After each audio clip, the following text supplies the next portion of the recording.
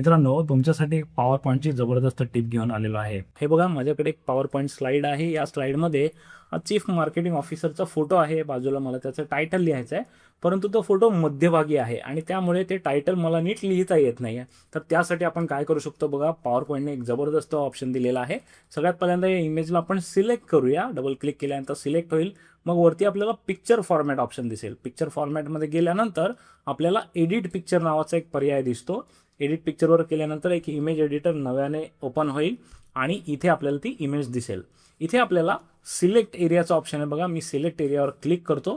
त्यानंतर एआयने ही image scan केली जाईल आणि मग आपण त्या इमेजमधला जो पार्ट आपल्याला काढायचा आहे किंवा बदलायचा आहे किंवा हलवायचा आहे त्याला आपण सिलेक्ट करू शकतो. आता बघा, मी कर्सर इथे नेला आणि या व्यक्तीची इमेज पूर्ण बॉर्डर आलेली आहे, म्हणजे ही सिलेक्ट झालेली आहे.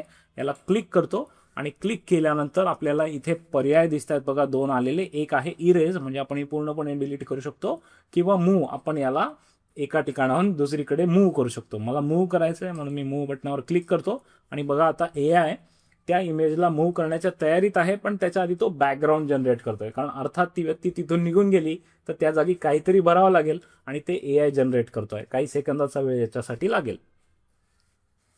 परफेक्ट. आता आपली इमेज मूव्ह करण्यासाठी रेडी आहे आणि बघा, याच्यावर कर्सर न्यायचा आणि ही इमेज पाहिजे तिथे तुम्ही मूव्ह करू शकता.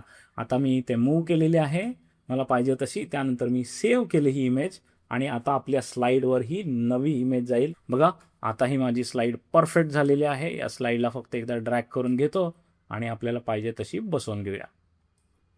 नाव you can see chief marketing officer clear लिहून आलेला आहे आणि तो मार्केटिंग ऑफिसर आता जागा बदलून बाजूला आलेला आहे.